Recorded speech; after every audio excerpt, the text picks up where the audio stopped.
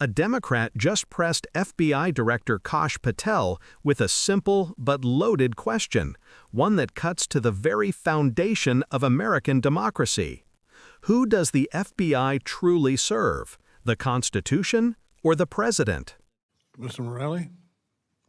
Thank you, Mr. Chairman, for the meeting, and thank you, Director Patel, for being here. I want to just preface this. I feel important to say that I think while the history of the FBI has not been a perfect one, the goal of the agency has always been focused, as it should be, on keeping Americans safe, the safety of American citizens. And I think I am concerned about, and I think millions of Americans as well are concerned about any suggestions that there will be a political agenda or adherence to the president's agenda as opposed to the safety of American citizens. And I appreciate everything you've said this afternoon, and I'm grateful for it. I know I've been in the business of politics for a long time. The only thing I ever care about, whether it's the military or law enforcement, that it's professional and it's nonpartisan, and that we uphold the rule of law and the Constitution of the United States. And I'm just very, very concerned about some of the things I hear from the Oval Office, not from your office necessarily, but from the Oval Office, and hope that the president recognizes that the FBI serves the American people, and it serves the rule of law, and the Constitution does not serve the president or any political agenda. And I just want to feel honor-bound to say that as a preference. So I appreciate you being here. First of all, do you believe it's your duty to uphold the Constitution of the United States?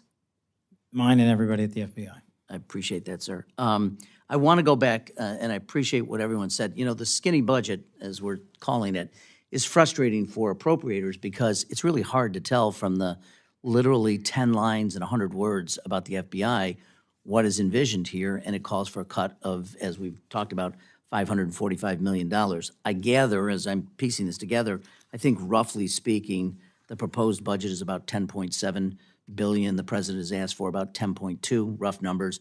You're suggesting 11.2, which would be about a $500 million increase. And I think I share, as my colleagues do, some interest in, first of all, recognizing what that increase would be and how it would accrue to the benefit of the American people. Can you just quickly, and I have a couple of different questions I'd ask you, just tell me where you would focus that increase on, because I'm concerned about the proposed cut, and we have virtually nothing to go on here. Yeah, very quickly, just in the last 3 years, the FBI has, through budget cuts and CRs, left vacant 1,000 permissions approximately every year. So right now, while everybody thinks the FBI has 38,000 employees, we do on the books, we don't have 38,000 humans. So year over year, those cuts have led to book attrition. And in order to get some of those back and some of those vacant slots back, we need to actually fund them. And the rest of the funding would go to preventing the removal of an additional amount of agents. Well, look, I'm sure you share our frustration. You probably didn't like the proposed budget any more than I think many of us did. So we would encourage you, as you're speaking to the president, to encourage him both to speed up the process and also to consider some of your recommendations. Earlier this week, there were reports by the Attorney General's plans to dissolve the Organized Crime Drug Enforcement Task Force by September 30th of this year. I find this deeply troubling.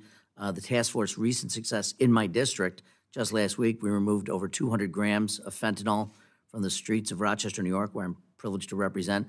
I did send earlier today a letter to the Attorney General, which I would ask unanimous consent to enter my letter into the record, but expressing my concern over the decision and reminding the Attorney General that funds appropriated by Congress for fiscal year 25 are required to be spent, and the legality of the decision aside, the FBI is an important member of that task force. I wonder if you could just share with me the importance of the work to national security and to the public, and how, if you've been consulted, and what your views are on the efforts to decommission it. I believe are you referring to OCDEF, sir?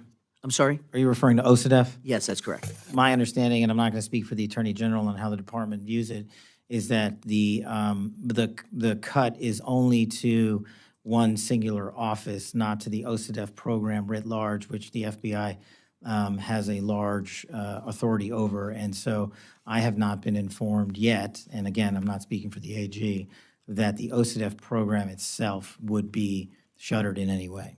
Okay, again, we're getting it from news reports because we're not getting it from the department. It said a DOJ budget analyst at OCDEF, I think that's how you say it, would be zeroed out in the budget. And also, and I just note parenthetically that it brought in $2 billion in proceeds. It cost $500 million to run the program. So that's honestly Good ROI. Yeah, this is good ROI. So I'd love to come back to you if I could, or have further conversations with your office about it, because I would like to see it continue. I think it does amazing work and is well worth the investment that we make. So again, thank you for being here, sir. No problem, sir.